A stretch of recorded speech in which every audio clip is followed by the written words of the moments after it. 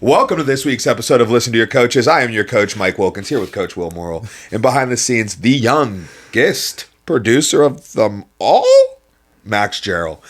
This week, we're going to talk about a bunch of stuff, and it's all going to be cool, and you're going to love every single second of it. Let's start at the top of the top. We had some of our fighters fighting this weekend. Farman Hassanov and Joao Martinez both made the walk to their respective cages in different states.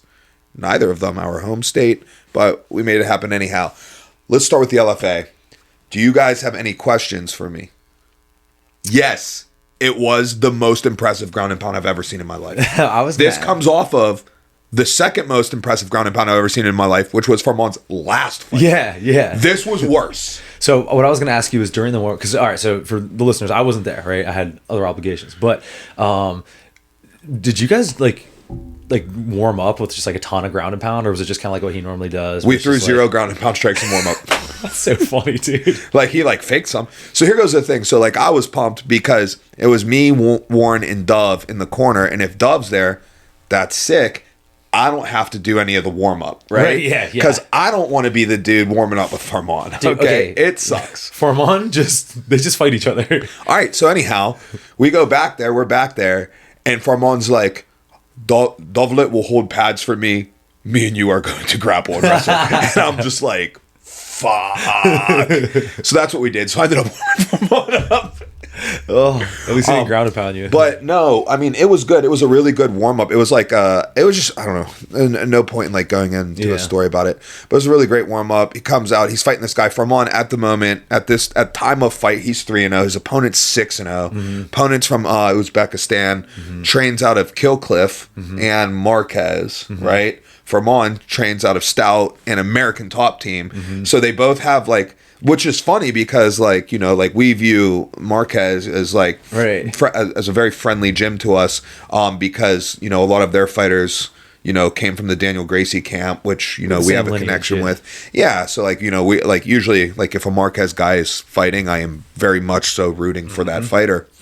But then you have Killcliff and American Top Team who are rivals, and that's their training camp place, I guess, or something along those lines. So that was funny. But Farman came out through some motherfucking heat off rip. This dude, he throws so hard. I've got some advice for him moving forward, but that's neither here nor there. But his wrestling for MMA is just so phenomenal, right? It's so what a lot of people might not get, or what might not be apparent to the naked eye, is that wrestling doesn't translate 1-to-1 to MMA, okay? Especially now, if you look at the bulk of good wrestlers and good wrestling, they're really great in the hand fight. They're really great with setups and stuff like that. They're quick to the leg, and then when they're on the leg, they've got good finishing. But especially in the United States, we spend a majority of the time in the hand fight, getting our setups. And as the sport has gotten deeper and deeper into the detail of it, it's gotten more intricate, and more time is spent in the hand fight. And the hand fight gets completely eliminated in MMA, right? So that part where you're spending a large majority of your wrestling career is now removed.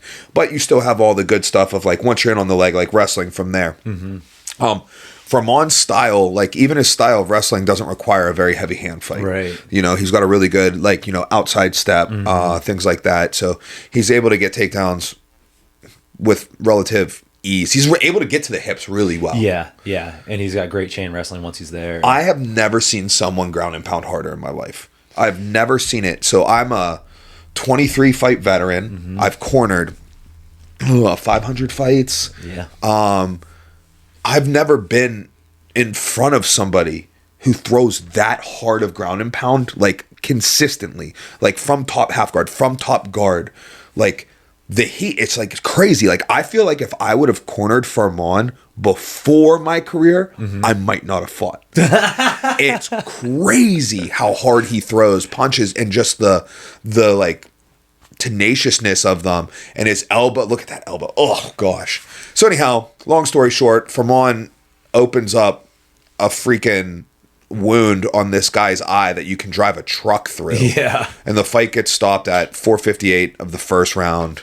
Just absolutely devastating. I actually was kind of calling for a stoppage a little earlier to like TKO, because there was a moment where his opponent's hands like dropped out of a defensive state. Yeah, he's getting beat up. Yeah, he's getting beat up pretty good. Like if they would have stopped the fight, no one would have complained.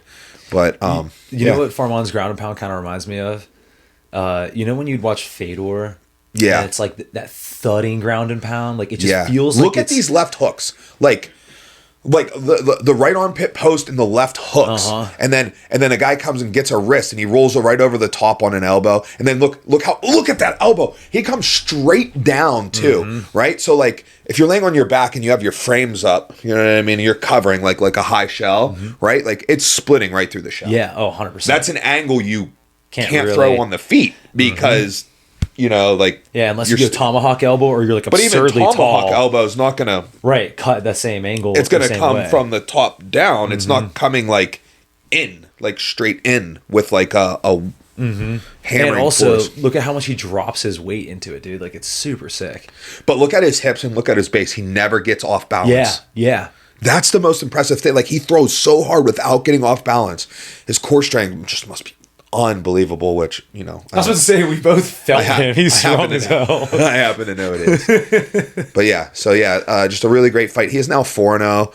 Honestly, his record doesn't reflect his skill level. It kind of does and doesn't, because there are some areas where you're like, oh, you can really like obviously improve here, but he's just so like gifted.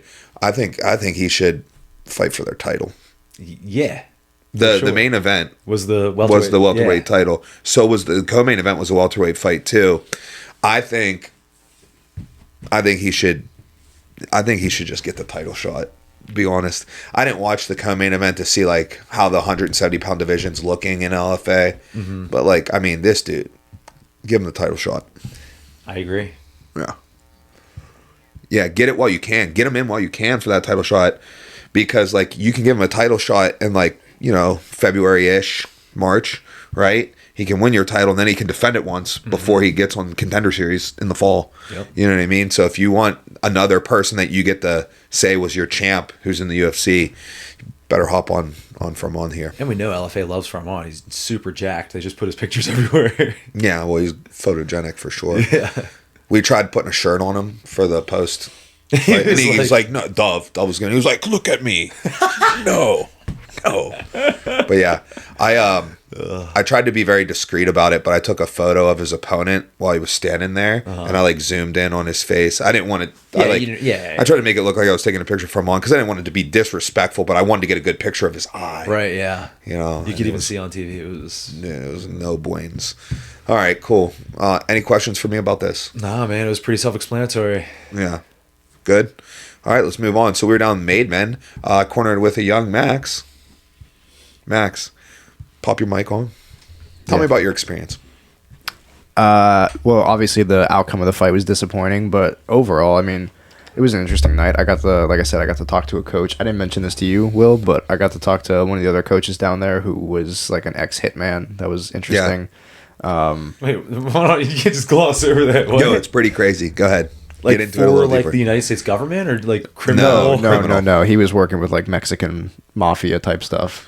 Yeah. He's got a, what's the show called? Snap. You know what show I'm talking about? He's season 30, episode 1. Season 30, episode 1. There's an episode about him and like some woman that like paid him to kill her husband, and then he ended up turning her into the sheriff because he'd already just gotten out of federal prison. Yeah, it was pretty wild. I talked to him for like a good hour. Damn. Yeah, he was. So don't get on Max's bad side. Yeah, he was interested. I got his number too. Yeah, I got his number now. He gave me a card for his gym, so I got a guy in my back pocket now. Damn. But no, it was interesting. I was talking to him, and that was a pretty wild start to the night. I was like, you know what? That was like there was two routes I could go down here. I could be like, I kind of don't know this dude, and I don't know why he's talking to me. But at the same time, he was like in his 60s, and I was like, this guy's probably got some life experience here. If I just wait long enough, something's going to come out of it. Yeah. Something's going to come out. And he looked at me like 45 minutes into the conversation. He's like, man, I'm not going to sugarcoat it. You know what? I was a hitman and all this. And he starts going into it. And I was like, there we go. That's what I wanted. This is why I waited it out. Yeah. This is why I waited it out. But that was interesting. So that was a fun start to the evening. And then we got to work with Joe out, which like I said, outcome was disappointing, but I'm glad I got to corner with Mike. That was a good experience. Something I can add to my my diary. Oh yeah. Yeah, there you go. So we'll get into the fight a little bit. So Joao's opponent was terrified of him. Was standing in this crouch stance, would shoot like head down low to the mat, things like that. He took Joao down and like head and arm hugged him and got his hips up and just drove into him like the worst like lay and pray you've ever seen. But like no choking threat. Just... No. Just like don't move. Yeah. It was the worst lay, and I'm like, dude. I'm like, what are you afraid of here? Like this was his dude's 9th fight, I think. Yeah. And I'm like, what's going on here? But Joao wasn't able to get anything going from underneath. He was clearing out like the arm and was like threatening to get to a triangle, but he wasn't able to hip out on the other side to give him like the angle to bring his leg through for the triangle. He would get an underhook when he was bottom half guard, but he wasn't able to get out onto his hip to create motion. And yeah, so that was pretty much the story of like the grappling of it. Now, was it so egregious lay and pray that you were like, yeah, you could stand this up? Oh yeah, for sure. It was that egregious, and I actually started questioning myself on should I even be telling Joao to work? Right, yeah. Right? Because Joao was kind of getting kind of close to potential submissions, and I think that's kept it down. Right. That's why there were no stand-ups. So I was like, that might have been an error there. But like, I mean, like, no, I mean, you as called a coach, for the right I don't feel bad for an error for that. Right, yeah. Also, that's not an error on your part. That's an error on the judge, on the ref's part, rather. And like we both know, you can influence judges if you say like, if you were just like, Joe, stop working, they'll stand you up. Like that ref might be like, oh, maybe I should stand him up. You know what I mean? Like you can inception people, but you did the right thing by telling him what to do in those positions. Yeah, for sure. So yeah, I don't feel like anything about it. But when Joao was on the feet, so the first round, what did he throw the first round? He kicked right over his head, right? Yeah, it was about 20 seconds in, and he just blasted a naked left kick to the head. The other guy just kind of ducked down right underneath it and grabbed the post leg, and that was that. But then in the second and third rounds, before getting taken down, he had more like the guy would just like, it was like a fight.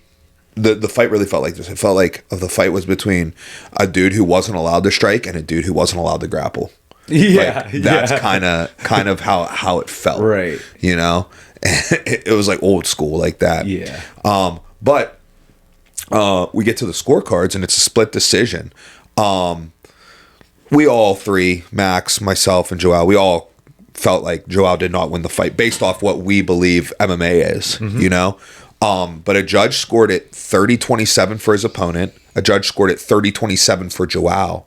Right. And we were like, even Joao was like, that dude's on crack. You know what I mean? And then another judge scored it 30-27 for his, maybe it was 29-28. Whatever. It was for his opponent, though. Yeah. But that was the third fight that night. Well, technically, it was the second, and another one happened after.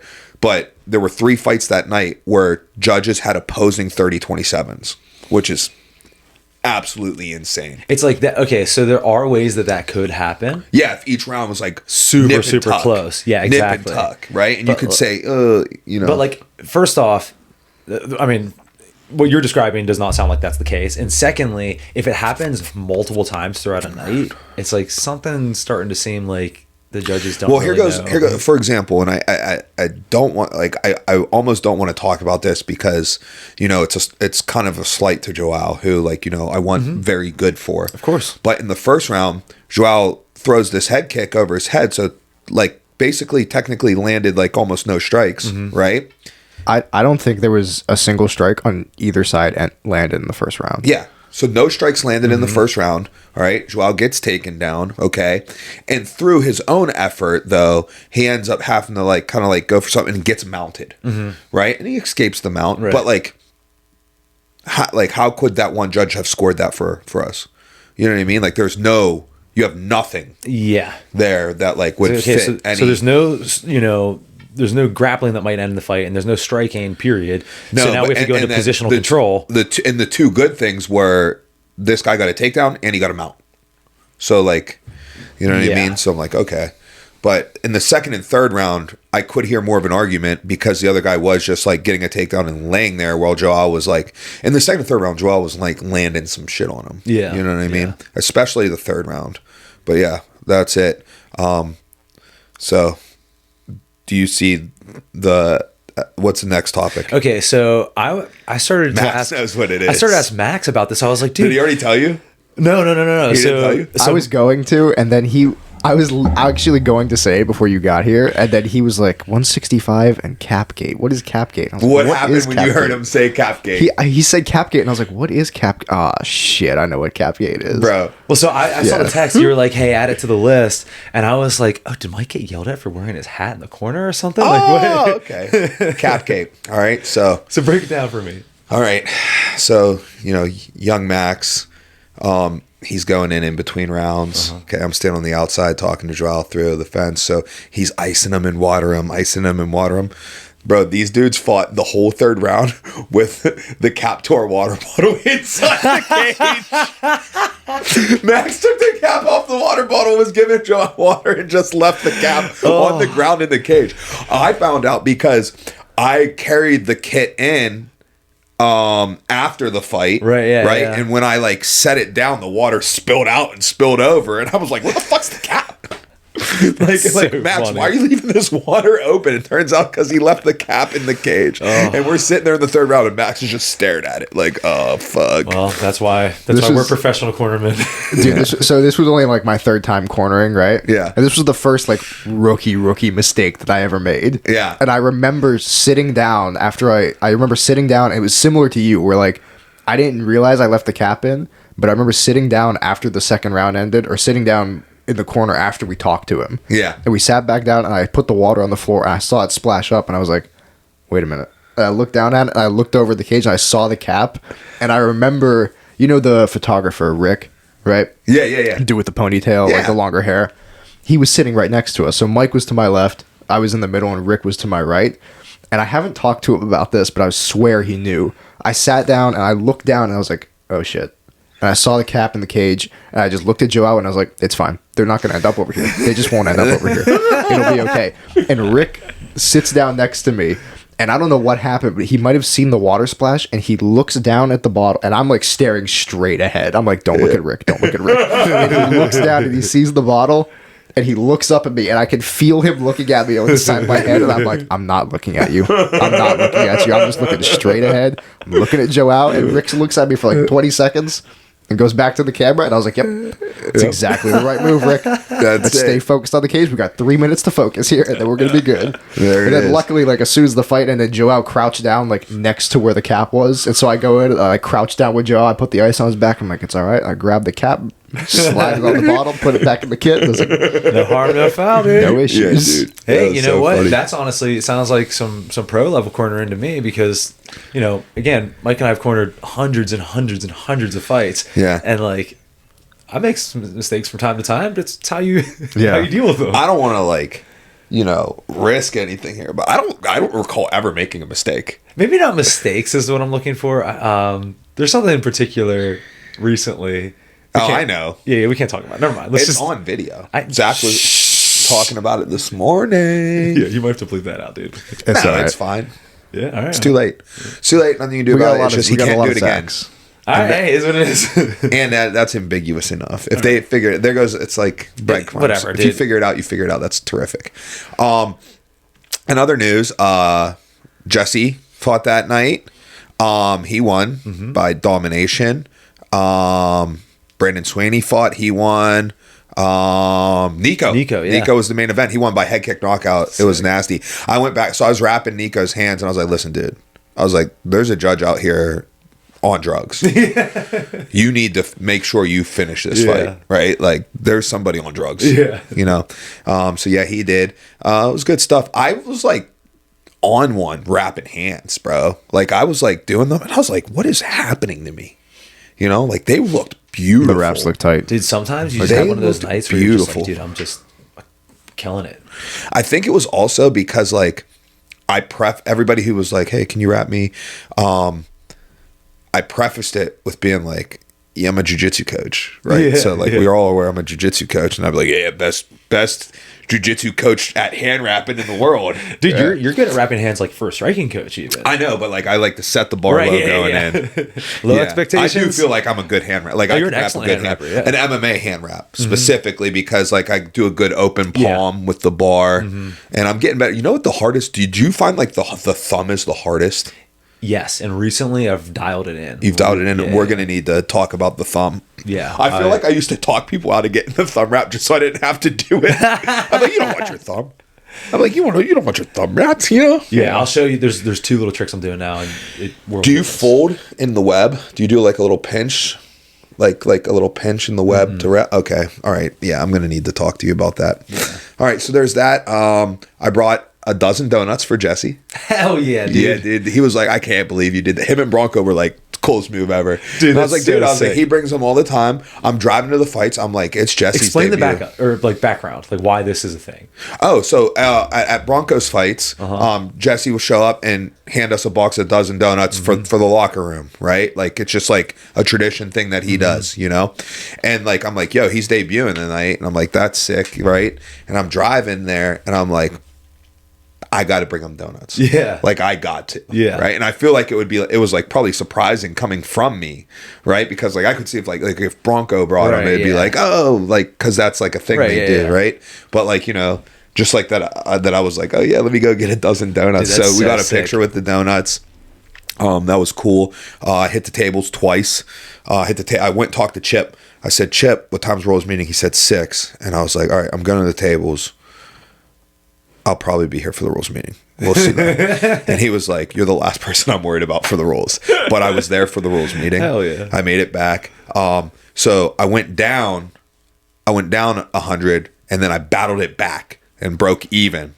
And then we went to the fights. And then after the fights, I went back to the table because I was like, I'm not leaving here with money. This is ridiculous. And I ended up doubling my money in like 6 hands. And I was like, that's my sign. I like was like, boom, boom, boom, boom, boom. And then I was like, color me out, right? Yeah. And the woman next to me was like, oh, did I scare you away?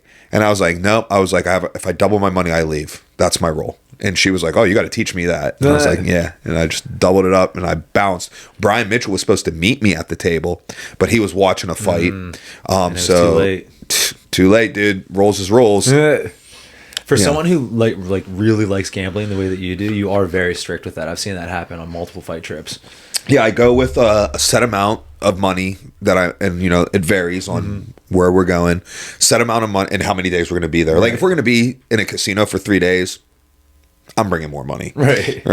But like it's just a 1-day trip, so I only brought $200, and I'm like, okay, like I look at the money and I go, I'm willing to throw this away. Yeah. Right. Like I'm willing. Like I'm not gonna feel any type of way. I don't need this. Right. I'm paying $200 to go play these games. Right. That's what I look at it.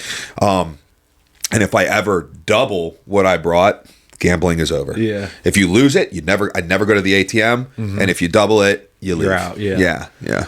Oh, dude, it's so funny how opposite we are. Like we talk about it all the time, how we're like yin and yang, and like in coaching, and like in so many ways in life and everything. And like we'll be at casinos or whatever for fights. Mike's like, "Yo, I'm gonna go hit the tables." I'm like, "I don't have shit to do, so I'm just gonna roll with you." Yeah, you just gotta stand behind you. Yeah, just stand behind me and watch. Just chat. Yeah. I love it. Yeah, dude. It's the best because I get to gamble and like Yeah, and I get to hang out. Yeah, it's a good time. So that's fun. All right, so that was our weekend. Also, I just make a mention. Thursday night, Dempsey and I, we went up to React. Oh yeah. And we did a little charity seminar up there. Very cool. One of the React students, his daughter has I don't know what kind it was, but like cancer in her eye or whatever. Very stressful and tough time for that family. And so we were able to raise, I think Dempsey and I together were able to raise like $3,100 that's sick, with our seminar. We like talked to each other beforehand. He called me the night before and he was like, what are you doing? Because I was going to do the first hour. He was going to do the second hour. So we wanted to like work out like a plan so that way it worked. It flowed together, and we did a really good job, I thought. So did you guys instead just like you would come out and teach 5 minutes and then run to the back and he would come out and everyone just thought you were the same person? We were like doing that joke for a little bit. Yeah. But yeah, no, I taught like using the mixer to pass. Yeah. And then a common reaction is that they heist, and then you end up in a front headlock, and then he took over from front And he was headlock. like, all right, so you get front headlock and you just rip people's heads off. Yeah, pretty much.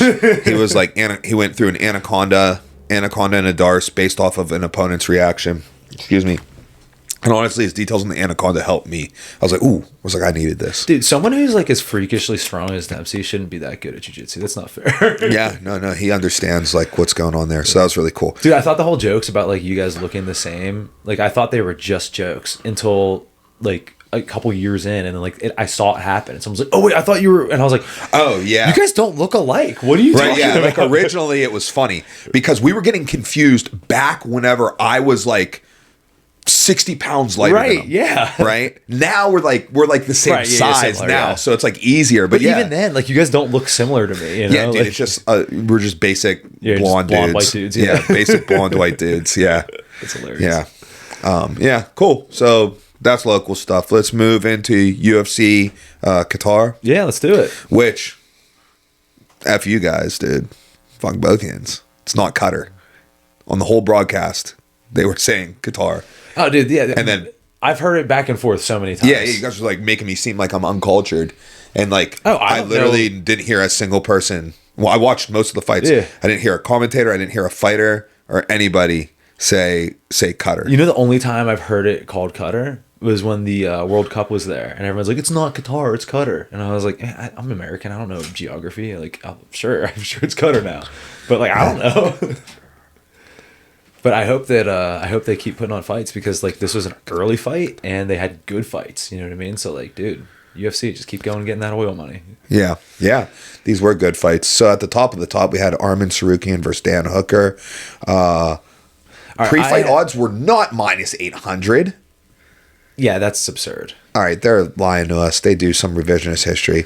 But Arman Sarukian just dominated. We don't need to talk about the fight. It was exactly what everyone would think. I have a coaching question for you, though. Yeah. That guillotine escape? Yeah. I don't know nothing about it. Okay, so I was like, what are you doing? I was like, that's insane. I'm going to try it. Okay, so I don't think it's going to work out well for me, but I'm going to try. I've seen so I guess let me just describe it real quick if someone hasn't seen it. So basically, Hooker had Sarukian in a guillotine with like a guard, right? And then Arman... Was it a guard or was it like a knee shield drape? I thought it was in guard. It was pretty much a guard. I don't believe you guys. Pull that shit up. I'll pull it up. It was a knee shield drape. It was essentially pull it up. But regardless, it doesn't... It was a lefty guillotine. So it was a lefty guillotine. It's not going to change my question. Left knee was in across the waistline. Mm-hmm. Right leg was draped over the top on a hip. Either way, won't change my question. So he's got a guillotine on, and Arman spins 360 degrees around. Yeah, like towards the outside through and into the top guard. All the way around, back into guard, and now is no longer in the choke. And during the spin, that's when Dan Hooker's like leg that would be in like a knee shield position came flipped into through. guard. Yeah, got you. Okay. That's why they landed in a guard. Well, either way, now you can pull this up, and I could end up being wrong, but it doesn't change my question at all. But all right, here we go. Hold on, we got it up. Oh, dude, he had purple. Look at his bottom leg. Yeah, you're right. You're totally right. See? Yeah. Yep, I was right, guys. I was right. On. Just yeah. Dude, you know what's funny? We're talking about how the blue or the purple shorts look blue on certain screens. Yeah. I was watching on my projector downstairs, and it looked blue. I thought it was blue. Now I'm seeing this. I was like, watching on my phone, and it was purple. Let's go. I was Arman. watching this while driving too. Dude, don't tell me that, bro. Don't tell me that. I had it where my speedometer goes, and I'm just like, yeah. Okay. Well, if you can look at your speedometer, you can look at a phone screen. It's fine. Well, either way, so I watched this. And look at that. That was sick. My first thought was, I was like, dude, how is he like not giving up his back? And then I was like, there must be some technical details that I just don't know about.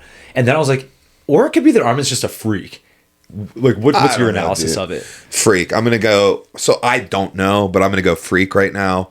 But I might mess around with this. I mean, dude, I might shoot into a guillotine an awful lot about jiu-jitsu. So if you think if you're leaning towards freak, I'm going that way as well.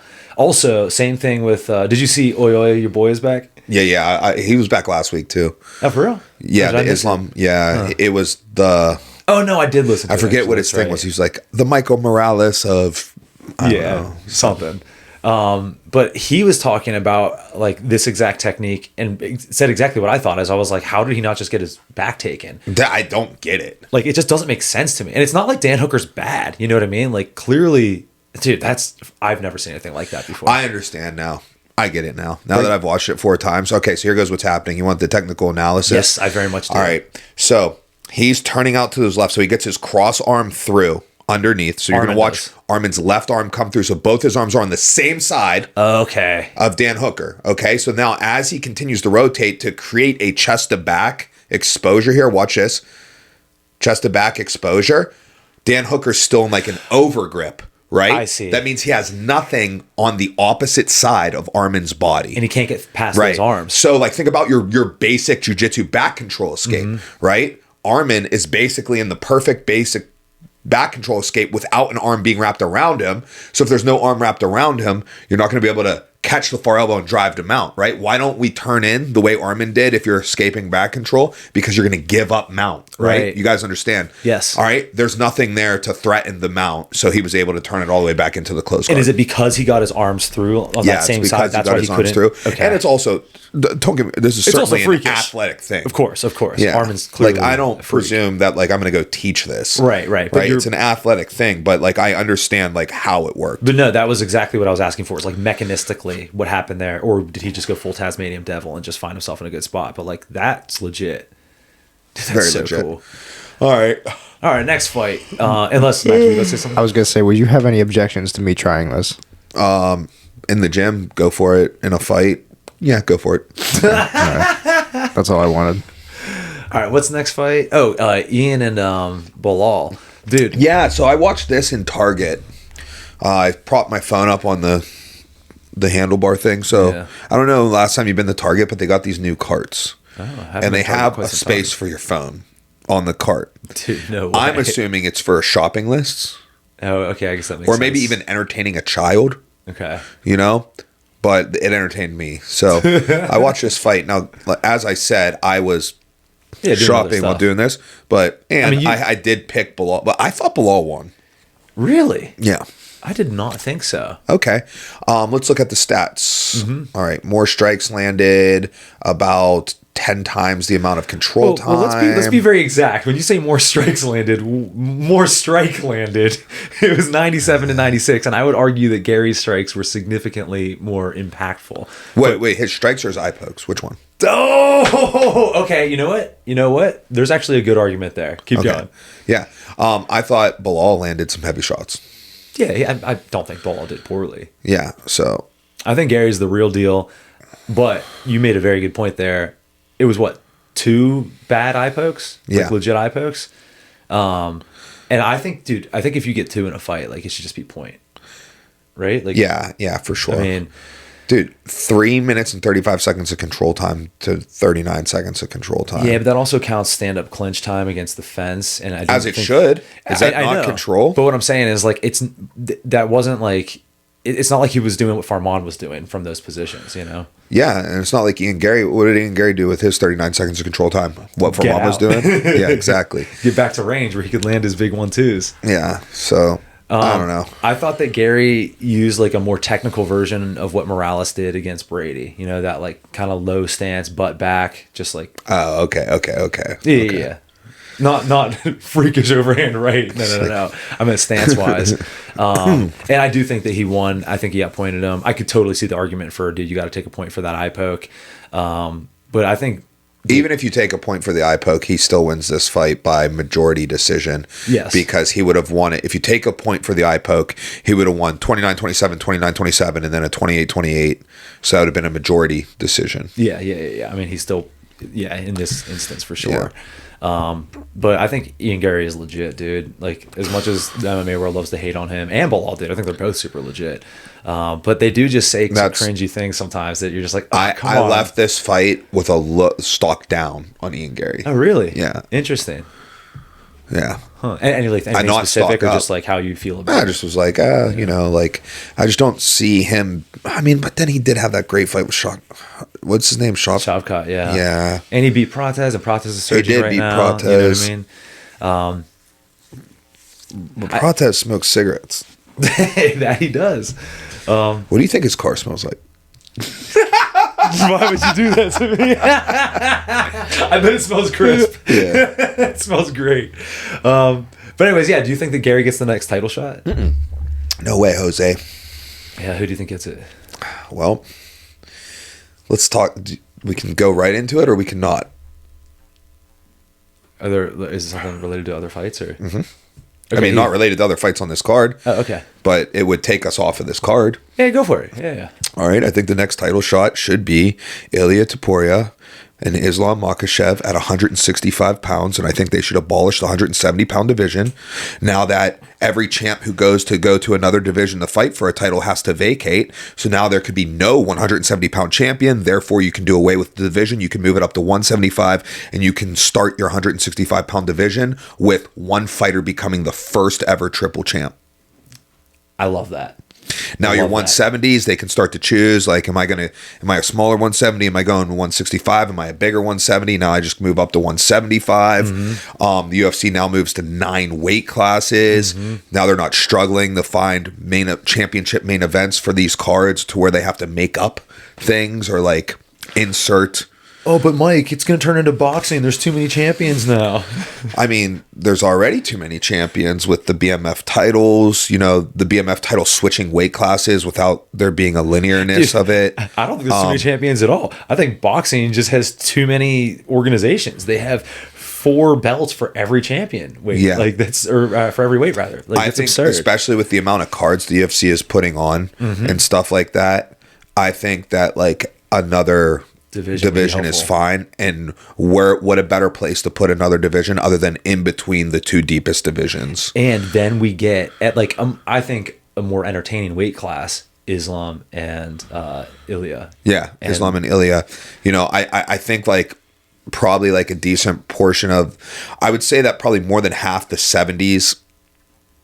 It's actually hard to say, but like a certain percentage of the 70s are going to go to 65. A certain percent of them are going to go to 75. Some of them are going to kind of like be like, oh, we should go to 75 because Islam's at 65, right? Yeah, right. And then you have those 55ers who are making heroic weight cuts that can go up to 65. Now you got 25, 35, 45, 55, 65, 75, 85, 205, 265. I think it makes sense. I think there's been a lot of, since I was fighting, there's been people clamoring for a 165-pound division, and there's just never been a way to do it. There's never been a way, because then it's like, 165, then 170. Right, yeah. And it's like, okay, well, how do you move 170 to 175 in the midst of a run? Right, exactly. Here goes how. You're making everybody vacate? I feel like you started making everybody vacate instead of getting to hold both belts, like kind of force something like this. Dude. So it's a perfect, if you're ever going to do it, right now is a perfect opportunity to do it. So. Dude, you're spot on. Spot on. That's such a great idea. Up till now, the only one who, speaking of other fights on the card, who's gotten to fight at the 165 division in the UFC is Oralbai. Yeah. Yeah, dude. Spot on. I think that's a great plan. Great plan. Next fight. You got anything else about those two? Gary and Bilal. No. Yeah. You got anything about Ozdemir and Benefield? No. Me either. Dude, Hermanson and Oralbai. This is exactly what I thought was going to happen with Hermanson going down in weight. I think that like it was just too much of a weight cut, and he's coming. Wasn't his last fight a knockout as well? Yeah, that was when Gregory Rodriguez tried to kill him. Oh, that's right. Yeah. It's like, dude, you got to take like a year off after that, and then you go down in weight. Like, man, I don't think that's going to work out too well for you, and it did not. Do you guys think that Hermanson's done? Yeah, he should be. Yeah, for sure.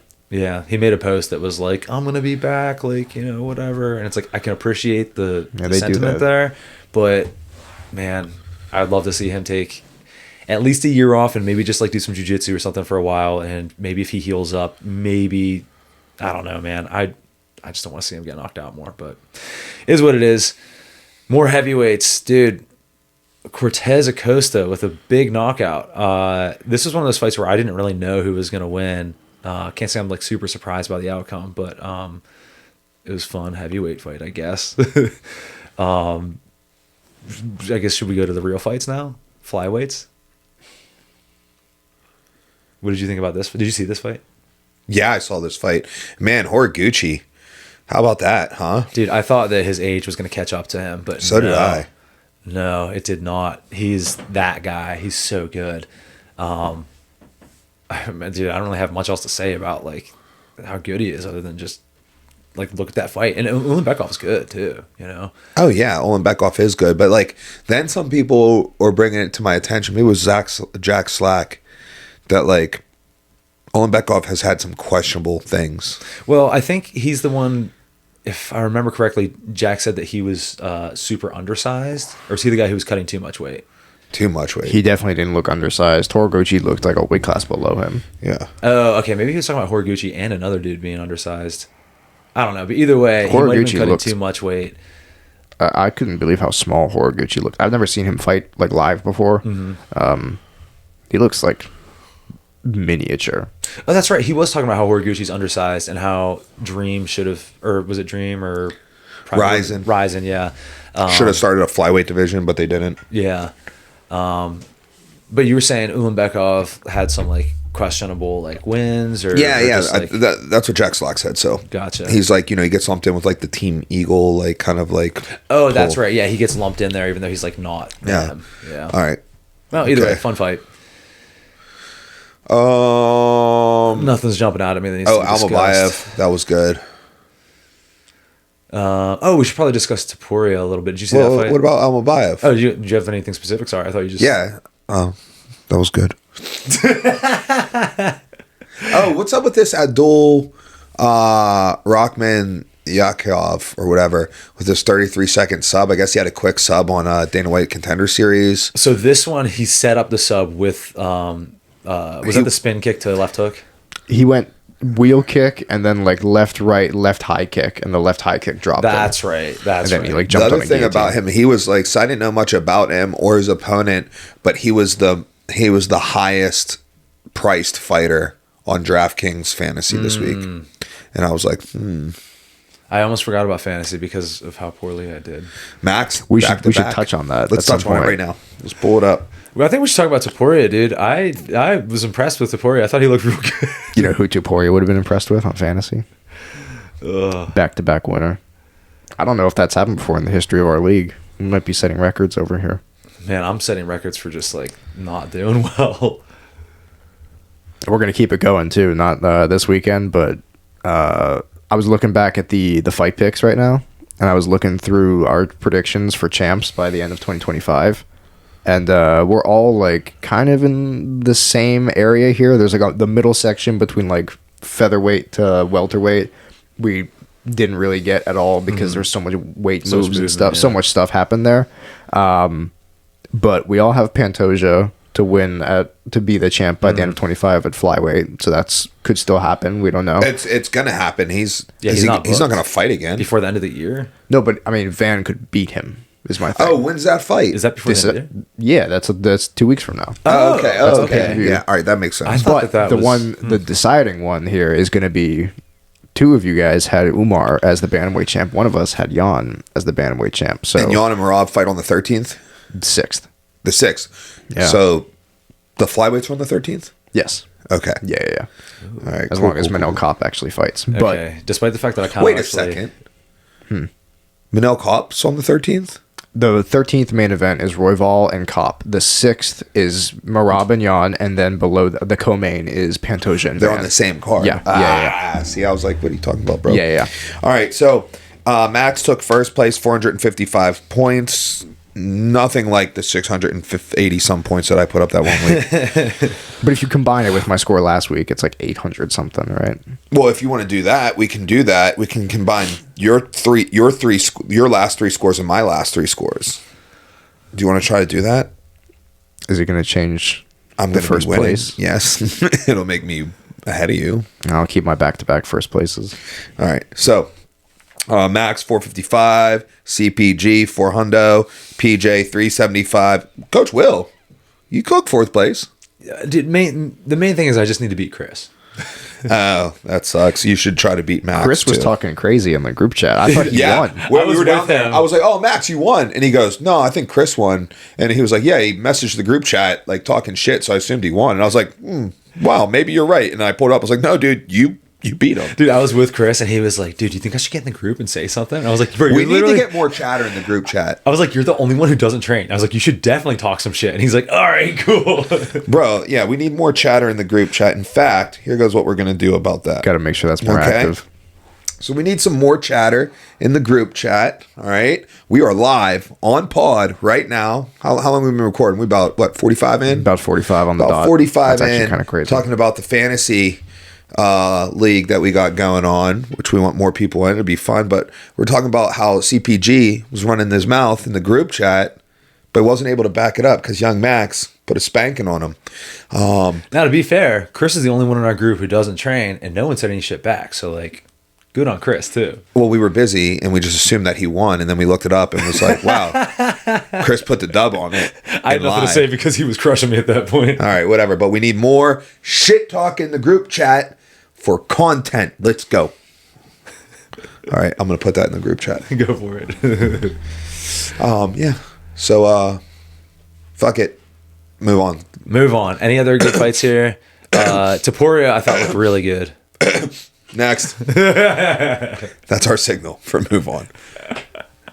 Wait, aren't we going to pick fights? Are there fights this weekend? No. A fightless weekend. Wow. What do we got? What are you going to do with a fightless weekend? Go watch old kickboxing fights. Ugh, gross. Yeah, I don't know. All right. So, oh, wow. Will inching one step closer.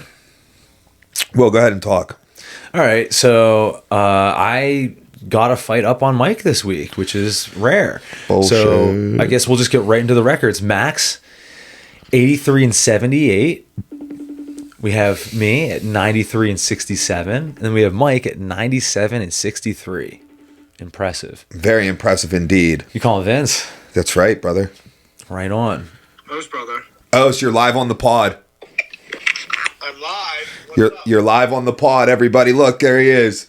Live on the pod. So we're reviewing the picks from last weekend, and we're just taking a look to see how Hermanson and Perez did. Hold on. Can you?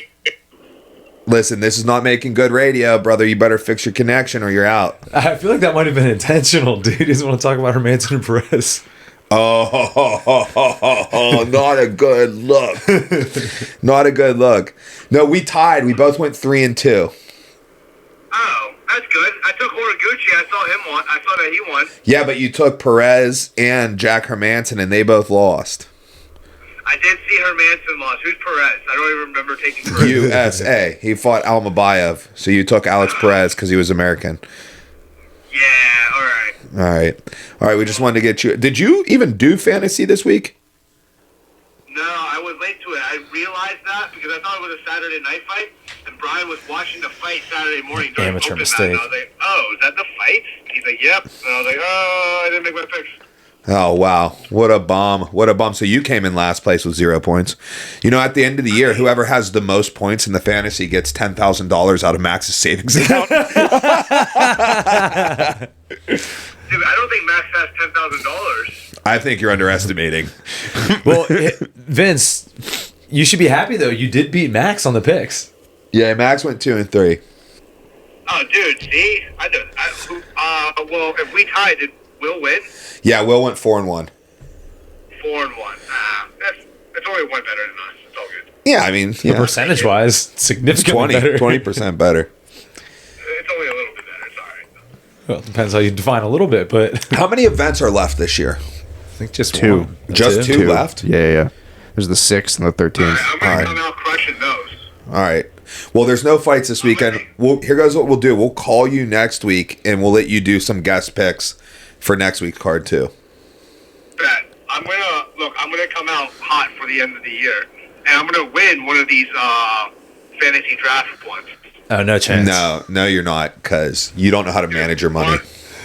Mark my words. I'm winning one before the end of the year. There's 2 fights left. I'm winning one of those. That's a lot of talk for someone who didn't even make it. This week. I think if You heard it here first. If I get a three-peat on the fantasy, I should get like a crown or something. I'll just relinquish it if someone ever beats me. But once Okay. we get a three-peat going, Deal. I feel like you got to get a. We got like some a marbles streak. right here. Dude, you can't pick those up. They're going to break. Yeah, they'll break. All right, dude. We'll talk to you later. All right, later. Later. All right, so that was Vince's guest appearance. And you know what? I don't even feel bad about the one I got wrong because I think I got it wrong for the right reasons. Horiguchi, my thinking was he was too old. On paper, he is too old, and he proved us wrong. So good for him. Yep. Good call. All right, so what's left on the docket? Dude, lots of cool stuff. Oh, Gable. Brother. Gable Dan Steveson. Holy shit. So Gable fought last night. I believe that's Anthony Pettis' promotion, no? Yep. So Gable is so fast. He knocked a guy out and didn't know. He knocked him out with his takedown setup. So he's doing a combination to set up his takedown, shoots in on the single leg, grabs the single leg on an unconscious man, and then realizes it. And he was so fast, the dude didn't even start falling until after he finished the takedown. Yeah, the dude was still so it was amazing. Gable defeated gravity there, dude. Yeah, he's faster than gravity. Yeah. All right, so what are the thoughts about Gable? Okay, so you and I have been talking about Gable for the longest, right? Like, we'll be on fight trips, and like 5 years ago, we'd be like, dude, do you think Gable could beat like anyone in the top 10 right now? And we're like, yeah, dude, for sure. Good. And now it's like, can he beat anyone? And it's like, I don't know. So I posed a question to you guys. All right, so here goes the thing. All right, we're talking about Gable, and we're like, all right, so what are like some of the questions about him? And it's like, you were like, how does he react to strikes? Right? Yeah. Does he like react like a pussy or not? Right? And apparently not. Yeah. Right? And then it's like, okay, how does his wrestling translate to like striking into his wrestling? And we kind of felt like we already knew that was going to be good based on his style of wrestling and how explosive he is, especially for like a heavyweight. He was like, he was like an outside shooter. You know what I mean? So there's that. And then in addition to that, what was the last thing we were talking about? Oh, like, well, anybody can get caught. Yeah. I don't know. Dude, so let's just go back to the questions we were discussing earlier. Does he have a chance? Could he, like, right now, could he beat Tom Aspinall? Right now? I think he could. I'm not saying he would. He could, but I don't think he would. But how nuts is that? That is nuts. Like, we're talking about he's a 2-0. Best. He's 2-0 in MMA. Right. And he's 2-0 in the champion. MMA. Right. Like, that's nuts. Okay, so let me ask you this. Oh man, I really wish Max was here right now because we could pull up the rankings. But can you think of anyone in the top 10 who you're like, yeah, for sure he'd beat them? Yeah, everybody but Tom Aspinall. Yeah, man. Like, yeah. I just think like, okay, I just think he. Well, I think Volkov could potentially give him problems, potentially based on the height. I don't. You know who he beat in the Olympic finals? Geno Petrovilli, who's like 6'11". Jesus. Yeah, he knows. That was a little hyperbole. I think he's like 6'8". He's like 6'8". But like he's fine on that. Yeah, he's fine on that. So first off, I'm not saying that I think. Look how fast that left hook is. That's what I'm saying, dude. The hook is fast, and then he literally beats gravity on the way down, and then beats gravity yet again for that guy when he takes him down. All right, so here's the thing. Max, can you pull up the top 10 for heavyweights? I think the question is this, is we need to look at it and be like, who in the top 10 could beat him, right? I think Aspinall probably would, although Gable has a chance to win. And we're talking right now. We're not talking about in the future, blah, blah, blah. I think Volkov could beat him, but I would still take Gable. No, You don't think he could? You don't think he'd catch him with a teep on the outside or something? No. He is pretty slow, isn't he? No, I think Pavlovich is an interesting one. Pavlovich I don't could know if catch he beats him, but I think Pavlovich is a more interesting fight. I don't see right now. You insert Gable, he's number one, and Tom Aspinall, because Tom Aspinall appears to have a ground game. Yeah. Right, like that's it. And distance control. And all but give him the title shot right now. Give him the title shot. Don't even rematch at Saragon Tom Aspinall. Let's go Gable, dude. Tom Aspinall right now. Here's what I think they should do. They should make an exception. So obviously 2-0 isn't really enough to get in the UFC, but it's heavyweights. It is. Like, yes, it is enough to get in the UFC, and there's I know. I'm saying, like, what's it called? There's evidence to back it up. There's examples of it in the past. Precedent. Yes. There's precedent for sure. There's heavyweight champion precedent. I'm saying there's 2 heavyweight champion precedent. Generally speaking, you don't see guys who are 2-0 who get into the UFC, right? But obviously Brock, whatever. I wasn't talking about Brock. Wasn't Brock 2-0 when he got signed? He was, but I said there's 2 precedents. Oh. So who's the other one? Who's the other one who's 2-0 at heavyweight? More impressive fighter. I think you would take this person over Brock. 2-0. Was it Verdum? Heavyweight. No, Verdum had a full career. Heavyweight champions, 2-0, got signed to the UFC. And became heavyweight champion. Ooh, this is a good one. People are listening and be like, dude, you're an idiot. No, it's just fun. I'll take that. Don't look anything up, Max. Who is it? Is it Kane? It is Kane. Yeah. Kane Really? Velasquez, 2-0. Was Interesting. 2-0 when he got signed to the UFC, the Ultimate Fighting Championships. Well, regardless of how rare it is or not, I think they should make the exception for Gable. And dude, I think you start him at 15 and you have him fight every like 2 weeks or so. Because if he keeps doing what he's doing, he'll just work his way through them all. Yeah, he literally has all his fights scheduled out, right? Like it's like, all right, it's Gable and Mick Parkin February 2nd, and then February Dude, no other heavyweight fights February for the next 19th. like, It's 6 Gable months. and Tai Tuivasa, and like all the posters are already out. Yeah, These dude. poor guys know they're just getting You just slaughtered up. run it like a kung fu movie. He just works his way up through all the guys until he gets all the way up to Tom. That would be so sick. You remember they tried to do that for Kamzat back when he was Doing the early Apex on. stuff, yeah. And the Apex stuff, they had him fight Gerald, and they were like in talks to have him fight Damian Maya, and then he like iced Mearshart in like 30 seconds, and they were like, never mind, we're not letting you fight Maya. Yeah. They completely changed it around. I think that they definitely could get Gable back in the UFC at 2-0. I think that makes a ton of sense, but I don't think you give him a title shot off the bat because Oh no! That was being funny. Hyperbole, yeah. But I think skill wise, you could make a good argument for it. I just think with how shallow heavyweight is, it would be more fun to watch him blow through a couple dudes. All of them, dude. Yeah. Honestly, like, dude, just sign him right now. Like, what do we? You know what we're doing if he keeps fighting these like fight pass promotion fights? We're humoring. You're like. You're not being serious. No, okay, development-wise, I can see the argument for fight the best guy you can possibly find who's not in the UFC for the next fight, okay? And like try to give him a bit of a test. Why? To build experience. Why not fight the number 30 ranked UFC heavyweight? It's basically the same thing. It's basically the same thing, except it's in the UFC. Right, but I'm saying for the UFC, if they want to like get him from the fastest time he's in the UFC to title shot, give him one more outside of the UFC, then give him Dana White's Contender Series fight, and then he'd be what 4-0, and then you get him like 3 more fights, and then like you can make a decent argument for him to fight the champion. Bro. I'm not saying it's wrong to sign him right now too. Like, Sign hey, him go right for now, it. have him fight an unranked heavyweight. Because, like, okay, he doesn't need anything First off, else. do they have unranked heavyweights? Are there more than this many dudes? Do you know? First off, Tai Tuivasa Yes, there hasn't are. fought in 1,000 years. Do you know who Mick Parkin is? Yeah, he's an English guy. Really? He's from England. Click him. Dude knows his game. I'm shocked you know that, dude. That's impressive. Yeah, watch. Where's he from? He looks English, bro. I'll tell you that much. Aha, Sunderland. Team 30 Fish years Tank. old. Yeah, bro. He Told you. trains with Aspinall. I don't know what Team Fish Tank is, but he trains with Aspinall. I know that. All right, Maybe well, there he's you just saying funny stuff. go. Put Gable in the UFC. Let him fight an unranked guy if you No. want to do this. Now hold on. Let him develop, and that way you have it underneath the What UFC. about Gable and Walter Walker? I was just about to say Right that, off the dude. bat. Do you think Walter gets him with that heel hook? Absolutely not. Absolutely not. If- I think Gable could let Walter start and kill him and win this fight. So, but if you were, from a coaching perspective, right? If you were Walter's coach, would you advise him to go for the heel hooks here? Yeah.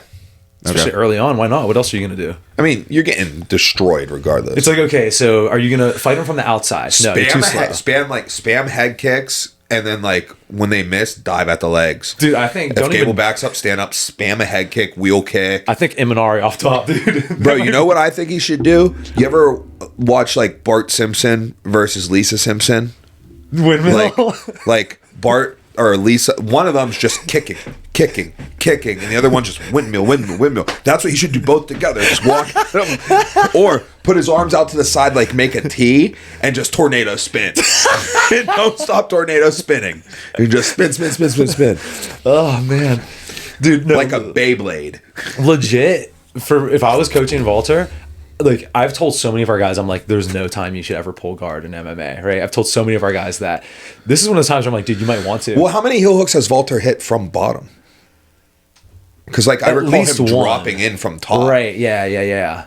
I want to say that at least I think the first one. The one on Nzekachu was definitely from bottom. Well, he was technically on bottom, but it wasn't like a guard bottom. It was like he was on the back and he dropped down into the leg. That's a really good point, because it's like, does he have the skills to get to the leg from like that's guard? from top to me, like when he like was like rear standing body lock and he threw his leg through and he spun through to 50-50. That's like a top. You're like thinking about like, from just, like bottom, diving I'm talking under about for a I'm leg. bottom guard. I'm like the way you see in sport jiu-jitsu, Yeah. where like they actually go and get to the I leg. don't know if he's actually done that. That's what I'm saying. So like if you put him on bottom, He might not be able to.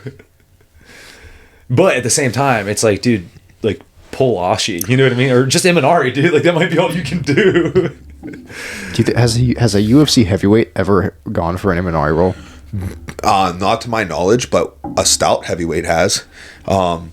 Garrett Lynn. You were there for it. Yeah, we It were was just at the in-house discussing this tournament. at the yeah, dude. I don't know if I was there for Garrett.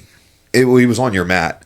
253. I clipped it. 250. He's 253 pounds, bro. He Imanari rolled through. That's so nuts. Ended up getting to an entanglement and then eventually working his way to the ankle lock. Okay. Okay, I thought you meant in a fight. Yeah, no. I meant like One Yeah, I other saw that. question. just a heavyweight doing it. Period. Do you think Cyril Gahn can go more than like, I don't know, a minute or so without getting taken down by Gable? No. Okay, well, that answers that question. I mean, do you think Cyril Gahn can go more than a minute or two without getting taken down by Imanov? Imavov, yeah. Imavov. Yeah. Remember we watched that video? Ragdoll. Okay, sorry to keep going on this. This is the last question I'll ask. Do you think that there are more 205ers and or 185ers who have a better chance of like lasting longer against Gable than heavyweights? I'm sorry, say it again. Okay, do you think there are more 185ers and or 205ers who have a better chance and or could last longer against Gable than the heavyweights? Yes. Dude, that's so wild, bro. Absolutely. I got beef with the rankings. Go down to the women's rankings. Tell me how Wei Li is ranked below Tatiana Suarez. Dude, that is absurd. How? Either take her out of the rankings or keep her above Tatiana. Yeah, I mean, she should be number one. How like, justify that to me. Because they're going to market Tatiana as the number one contender for the next women's title fight. I mean, yeah. That's They exactly what just- they should do. No, justify the ranking. Oh, yeah, it doesn't You make can't- sense. you But can't who's justify Tatiana's it based on last fight? skill. was it? Did she have one after Whaley? Yeah, I think she beat Lemos. Oh, Okay, yeah. Yep, you're right. Yeah, but that's not. No. Yeah, Mike, you're totally right. I was outta talking here. to someone on the team about this the other day, like the pound for pound rankings. It's just marketing stuff. Like where's the pound for pound out here? Yeah, like right here. In what universe is pound for pound Tom Aspinall better than Max Holloway? Like pound for pound skill. He's not. It's just a marketing way to like put this stuff up there. You could make a better argument for that. No, than you could having definitely make a better Tatiana. argument. Well, above. no. So in my okay, pound for pound. All right. The original like thing for pound was like who would win all things equal, right? Like you're trying to like compare skills across weight classes, right? And it's not like like whatever, we get that, okay? And it's not like you have to fight somebody who's heavier than you to beat them pound for pound. No, it's like if weight wasn't If you were a thing, the same size, who do we think skills are equal? But then when it comes to ranking, what you're doing with rankings is you're ranking their credentials. You're ranking their like career. them You know what I relative mean? to the other people who are Relative in their weight to the class. other people. Yeah. So I would definitely rank pound for pound Tom Aspinall above Max Holloway. For sure. And if you we're can make talking it. pound for pound, like who have you like credentials maybe? Well, even Yeah. that credentials. No, Max has way better credentials than Aspinall. Okay, so Aspinall has a Okay. super effective slide in 1-2, slide out, and he doesn't get hit as much as Max. Whoa. We're not Actually, talking. he might not get hit. This Max might is not get this hit. is like you're taking their Their skills no. Oh. No, you're taking what they have done. for pound. Yeah, I mean, like, that's what you should be doing. You shouldn't be like, oh, well, I think this guy would beat that guy.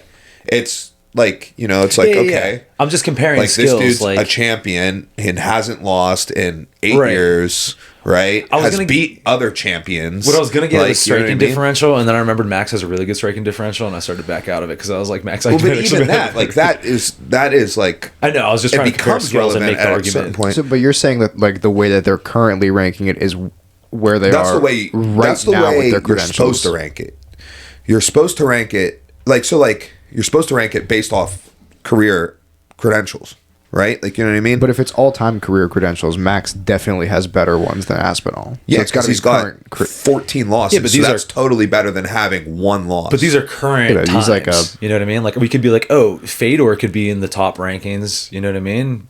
You've already seen him fought in the UFC, but you know what I'm saying? We could be like, oh, why isn't Brock Lesnar in the... That's what I mean. So are we saying that it's all-time credentials or current credentials? Current. That's what the rankings are for. I'm saying like current credentials, like because he is currently a champ and he currently, Is on that streak. on that streak, and I mean, you can do all time too if you want. We can do all time, But that's a separate If it's rankings. all time, there's no way Aspinall is above Max. But it's not all time.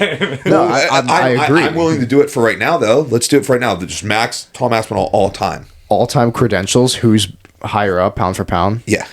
Max. Why?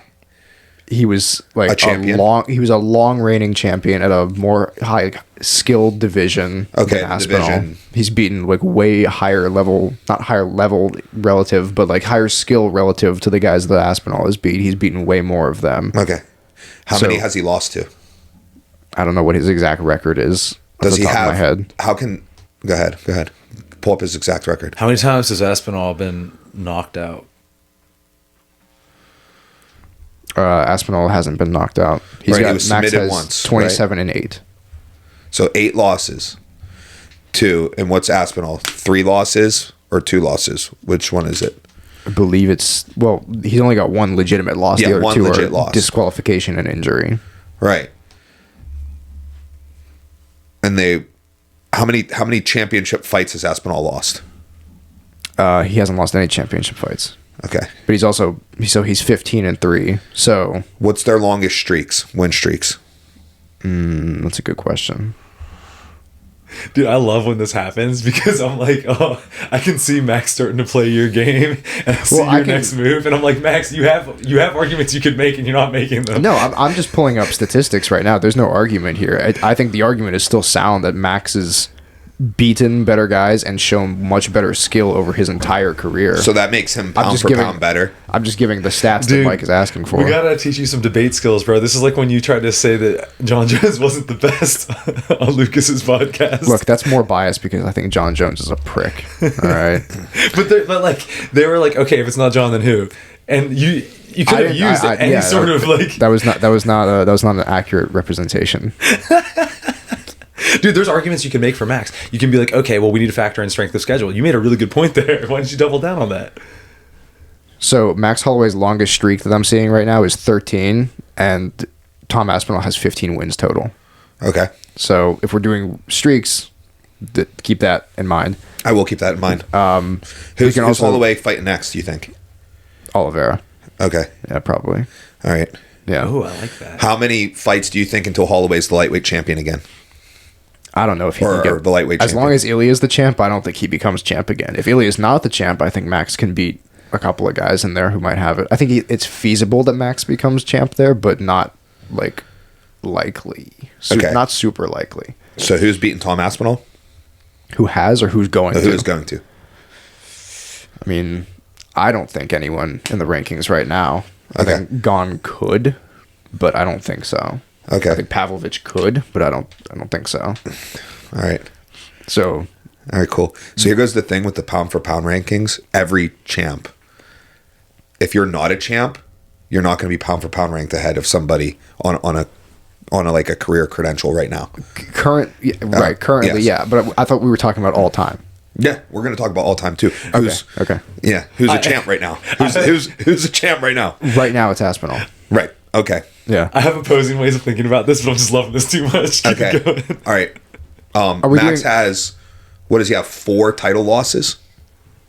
At least He's got what? He's lost to Ilya in a title fight, lost to Volk twice, three times in a title fight. Yeah, so he's technically 4.5 because Dustin in the interim title fight. Okay.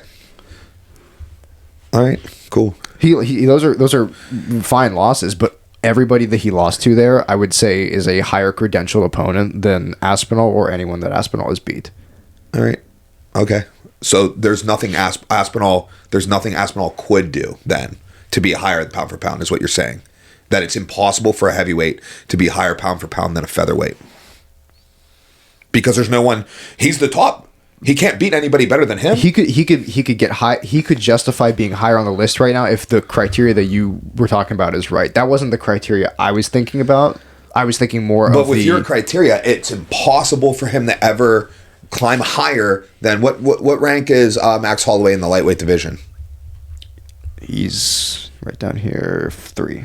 So it's impossible for the heavyweight champion to be better than the 4th best lightweight, pound for pound. If we're talking about pure skill. No, we're talking about I'm saying my criteria being like pound for pound. We pull out a piece of paper and we take names off it. We take names off the piece of paper, right? Yeah. And we read their accomplishments, achievements. If accomplishments, achievements, Max's achievements and accomplishments are far better than Aspinall's. Dude, I think once you lose 8 fights, I just can't make the argument that you're pound for pound better than a current champion. What about being arguably the best in the division and having a win streak that is too short of the other guy's entire career? Okay, what about not being arguably the best, just actually being it and not needing an argument? But is Aspinall the best in the division ever? Is Max Holloway arguably the best in the division ever? Who's making that argument? Who is making that argument? Who's making that argument that Max Holloway is the best featherweight or best lightweight ever? Not skill for skill, the best ever, but GOAT status. Jose Aldo is a lot of people's featherweight GOAT, but he's not the best skill wise. So this is what I mean. Are we talking about pound for pound skill? Who would beat who? Or pound for pound in terms of are we just talking about a popularity contest?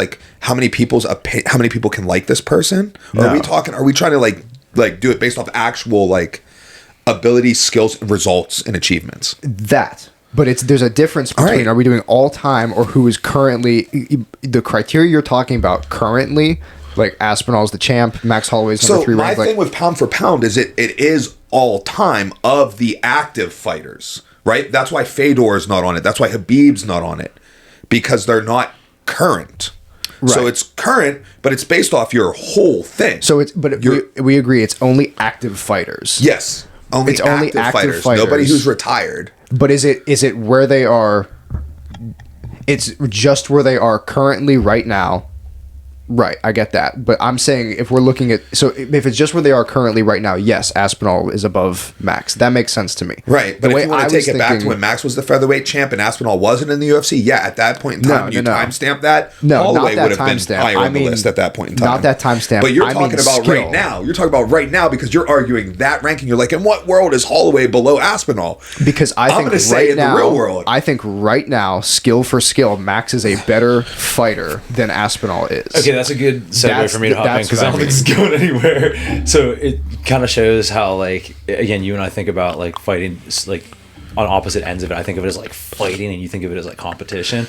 When you were talking about criteria you're looking at, I didn't think about that at all. I was just if you take all these dudes and you just smush or expand them into the same size and have that's fight, not what it's supposed to be. That's a great point, right? That is not. It's not who would win because he's got really good strength. Mm-hmm. He's got really good. No. It's supposed to be based off of your credentials, your career achievements, and actual measurable things. Who is a champion? Go back to the pound. No, that makes total sense. I'm just saying it's funny because the way I usually think about it is that. So right there, how many champions are there in the men's divisions? There's 8.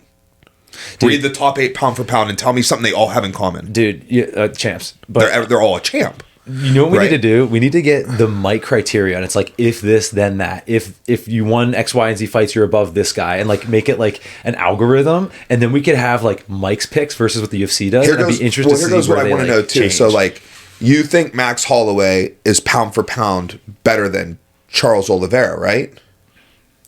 I think Max. So okay. Again, you're using pound for pound. You might be right. I'm just saying you're using the phrase pound for pound, and you and I might have different criteria for what that means right now in this debate. You know what I mean? Let's be specific. What's it mean to you? So when I use the term pound for pound, right now I'm thinking of who is a better martial artist. Who do I think is the best? Right. So it's completely opinionated then. Sort of. I mean, you could watch me in a heavyweight. You could be oh yeah, Max has this and that, and I'm I think that Tom Aspinall would take Max down and submit him. It sounds like you're thinking of it the same way I'm thinking about it, and the way I'm thinking about it is totally subjective. So it's the same way that we could have a disagreement on a fight that's coming up, right? It's the same way that we could have a disagreement on who's going to win between fucking Dan Hooker and Armin. But it's right? different because you can use if in order to come to a conclusion on who would win between Dan Hooker and Armin, you can use more similarities and how they have shown their skills at the same weight class, right? Because they're in the same field. It's not as comparable. But you wouldn't be able to be like, oh, Dan Hooker should be ranked. You picked him to win, but you wouldn't be able to be like, oh, Dan Hooker should be ranked above Armin Sarukian, right? Like their career, like you would be like, oh, well, I think he's going to win. Pull up any ranking here where you think someone of a lower rank. Okay, Peter Yan versus Merab. Who are you picking in that fight? I'm going to pick Yan. Okay, I too am going to pick Yan. Imagine that Merab was not a champion. Should Yan be ranked above Merab? No. Okay, right. But we both actually think that he's going to win that fight, right? I'm like a little lukewarm on it, but I think I am going to pick that. I don't think he's going to win. Okay, that's I want fine. him to, but we would never rank him above because he didn't earn that ranking, right? Exactly. The wins and losses, the way it adds up in the division, right? Like, you know what I mean? Like, here goes another one. Like, I think, I don't know, for a hypothetical, I think that Arnold Allen's better than no. I was trying to think of like something in another sport. Like, okay, like I think the Dolphins are going to beat the Chargers. Mm-hmm. All right. Does that mean they should be ranked above them? Well, the Chargers are 7-2 and the Dolphins are 5-4. So no, they shouldn't be ranked above them, right? Like that's the thing. Like you use like, but even like what's going NFL, on there? They're all on a level playing field. They're right, all but we do this the in wrestling too. We have a pound rules. for pound in wrestling, and they're not on a level playing field. So what you do? How do you level the playing field? Okay, Arujal's a world champ, right? Okay, should he be ranked number 1 pound for pound? Well, he did just lose to Jax Forrest, so then he drops that ranking there. But he was ranked higher than him because he had the higher credential that he was holding at the moment until losing. Mm-hmm. You know what I mean? So that's why the top 8 pound for pound the credentials there. are all champions. So because they're holding the highest credential right now without losing. I think the crux of your guys' argument is in essentially that different weight classes mean different things. Does that sound accurate? Right. But I'm saying why you can't use that for rankings. You can use that for like who you think is pound for pound a more skilled fighter, for sure. That's different than a ranking. And why you can't use that for rankings, because the rationale on that, then Tom Aspinall could never do anything to achieve a higher status than Max Holloway, in Max's opinion, because there is no heavyweight that he could beat that is better than the guys Max beat. He's the best heavyweight. How can he beat someone better to catch Max up? Or even the way I look at it. I get what you're saying. Let me ask you a question here about how they're doing it then, right? So, tell me if I'm wrong, but it sounds like your thing. Look at like the top 3 guys there, right? Yeah. Islam, Ilya, Merab. Those are the pound. Like everyone out there is a champion. Those top 3 guys. I now this is not rhetorical, but I think we are in agreement here. How do you think they structure those from 1, 2, 3? So I think they structure Islam number 1 because his dominant run is longer than Ilya's, therefore he's ahead of Ilya. Right. I think Ilya is number 2 because he's a multi-division champion, which puts him ahead of Merab. Mm-hmm. I think Merab is number 3 because he has a dominant run slightly comparable to Islam, so he's above every single division champ, right? Everybody else is a single division. So Ilya and Islam are 1 and 2 because they're 2 division champs, right? Islam's run is longer, so therefore he gets the 1. So we're ranking his credentials. So now 3 to 8 of the other champions you rank. Okay, now out of those, whose runs are more impressive? Now, how do you measure the more impressive? You could measure by length of wins, like Merab's on like how many in a row, whereas Chimaev is on 1 but has shown utter dominance that we don't see out of any other champion, right? Pantoja's on a good run too, so that's probably why he's above Pereira just took a loss and just got it back. That's why he's 6. Volkanovski took a loss and then the champion vacated for him to get it back. That's why he's 7. Aspinall is 8 because he's an interim champ who never beat the actual champ and is now coming off of a controversial no contest. So that's why he's 8. Real quick, and that was fire. I don't want to derail that too much. Do you think that Hamzat should be above Pantoja? I don't. I mean, it's opinionated, right? It's like, okay, I don't either. Yeah, I don't either. But also what you can take and run is not just what they do. Like, why is Merab up so high? Because of what he did before a champ, too. Right? He beat how many champs on his way before? Exactly. Like all those could have been title defenses, but they weren't title defenses because he wasn't the champ. So he was putting on champion-like performances 3-4 fights before becoming a champion and then continuing to put on champion-like performances. Dude, we need to make the Mike algorithm. I keep saying it wrong. It's not like it's your credential. It's resume. Your resume. That's what you're supposed to look at. You're supposed to look at their resume, you know? Dude, and then the resume changes because then there's also recency bias, right? Like, you know, like as soon as a loss comes in, your resume gets rearranged, right? You know, dude, I love how you think about this because again, I come into this being kind of the way Max is. It's just being like, if you took all these dudes and smushed them the same size, like who would win? You know what I mean? Like that's how I just like kind of think of it. I love how like numbers based you are, and I really think you should sit down and make like a if this then that. And dude, I bet your rankings will be better than the UFC rankings. I think that your ranking system makes sense the way you explained it. I do. It's like, I come to the table thinking more about not if you smush them together, who beats who, but like I look at when I see Aspinall beat Sergey Pavlovich, and then I look at a strength of schedule. Ilya Topuria beating Max Holloway. I'm like, one of those wins requires higher level skill to me, and it's definitely not the Aspinall. Yeah, one, you for know sure. what I mean? But the Aspinall, he can't get a win to you that would require high level skill. How did you because say they do it in wrestling? So in wrestling. The thing with wrestling's I think a little bit more easier because we have so many more data points. Like, look, Plum Aspinall has 18 career fights. Right? Like, these guys who are ranking in wrestling pound for pound have thousands of matches. You know, or 1,000 matches. Like, you know what I mean? And then we also have seasons, right? So, like, there's, like, easier like achievements like, oh, this dude's a 2-time champ, this dude's a 3-time champ, and then we have different like levels into which we can rank them as well.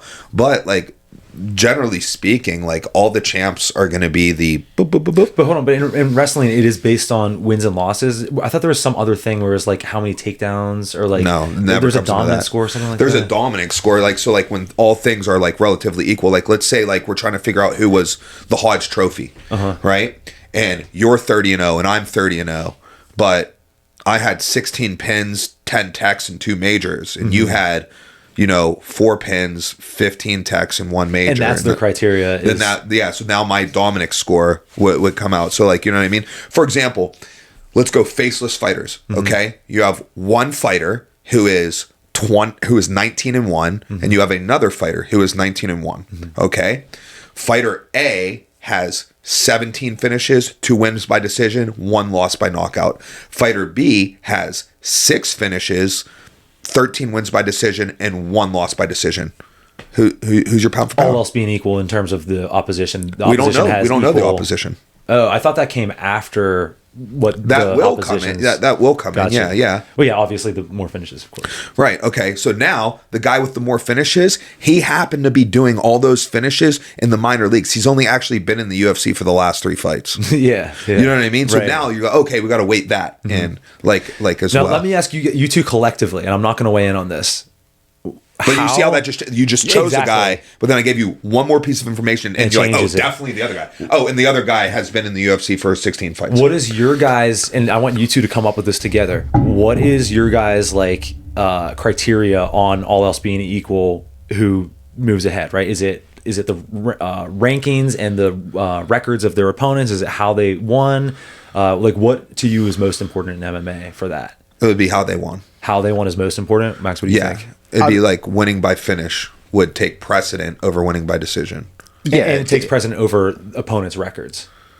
Not just record, but like level of skill level. If someone beats Charles Oliveira, again, that is going to be more important to me than someone beating like an undefeated Cyril Gane, right? Even though Charles has more losses, Charles is still, I think, a more dangerous, credentialed, higher level fight. So look at that though. How many people have beaten Cyril Gane?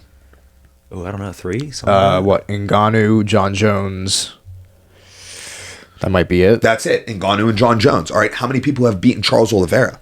14. Yeah, right? So that means there's 2 people on earth who get to hold that credential that you think is less than how many people beat Nick Lentz, Paul Felder, right? Like all these people now they get to say they have a better win than Tom Aspinall if Tom Aspinall beats Cyril Gahn. Interesting. Because me and 13 of my homies beat Charles Oliveira. Okay, so your guys' top criteria is like the ranking of the opponent, right? Like the pound for pound ranking, not skill. Pound for pound ranking of the opponent. No, that's not my top criteria. I don't have a top criteria. My criteria doesn't go, okay, like for example, it's not for criteria 1 doesn't have to be equal to then need to go to criteria 2. Oh, I see what you're saying. What I'm saying? It's an amalgamation of those things. Criteria 1 is win-loss record. All right. Does that mean that somebody who's 11-0 can't be pound for pound worse than somebody who's 20-1? Right. Like, you know what I mean? Like, no, that helps them, but then doesn't mean, okay, now criteria 2, we don't need it. That's it. That's the end all be all. But if they were tied, then we would go to criteria 2. No. Like they're all intertwined. There's just like a weighting of it, right? And I couldn't put a hard fast number on it, but let's say like, you're like, okay, undefeated records 30%, and then opponents the combined records or whatever. Not combined records, it'd be like accomplishments. Oh yeah. Okay. You know what I mean? Like, cuz like, all right, if you want to do opponents combined records, what if like some dude beat like 5 dudes who were 10-0? Yeah. Right. You're like, whoa, that's sick. But the other dude beat 2 champions. Right, exactly. And one of those champions was Charles Oliveira, who had 14 losses. So now it looks like that championship win is worth less than a win on Dana White's Contender Series. Yeah. You know what I mean? So like you have to really dig in deep. Right. And it's hard because you'll do whole careers and not get good data points. And you got people coming in at different points. Like in wrestling, we have a season. You know what I mean? So in that season, everybody's getting like, let's say 30 matches. So you have that data point. Also, you have like bookmarks and also like this guy imagine this like it's not like, and everybody starts the season and finishes the season at the same time, right? It's not like, oh, this dude who's going to win the NCAA championship is being compared to this dude who's in his third college match. Right? No, they both started the season. Yeah. Right? Where you got guys coming into the UFC like, this dude got into the UFC in 2022, but this other dude's been in the UFC since 2015. Right? Like, there's just too many different, like, variables. Man, and that right there, you just summed up why I don't think that MMA is a real sport. Not that that means anything bad about it, but it's just it's too subjective. MMA is not a real sport, then boxing's not a real sport. The only combat sport that I think is a true sport would be wrestling because of the points that I think are. I mean, obviously MMA would be a real sport if you made it a season. Like I still think the way it's scored right now is too subjective to, in my opinion, be considered a real sport. I think that sub only jiu-jitsu and I think wrestling are the like true sports. Well, wrestling's also subjective in the way that it's scored. If you want to really get down to it, right? Like what is a takedown? Let me ask you this: how often does that happen? Where like there's some disagreements on like points? Is that like super common? Freestyle wrestling? Yeah, it's not as. There's some I don't know how to put a limit on it, but yeah, there is controversy on that wasn't a takedown, that was a takedown. Yeah. Right? So much so that in a freestyle wrestling match, there's a judge, a table, and a chair. And there has to be a 2 out of 3 agreement. Right? So if I'm the ref, right, I throw up 2 for the takedown. All right? And then you are the judge and you're the chair, you each have paddles in front of you. If you also think it was 2 for a takedown, you each hold up your paddle that says 2 on it, right? If you think it's 2 for a takedown and you don't, you hold up the paddle that says 2. You hold up a white paddle. I didn't think that was a takedown. Would you say it was judge, table, and chair? Ref, table, and chair. Table, chair. Okay, gotcha. Yeah, I think those are the names. But either way, like it doesn't matter. It's a 3-man mechanic, That's and sick. like 2 out of 3 have to go, but the ref always has to initiate it, right? Gotcha. Like you two can't think it was a takedown and me not. Right.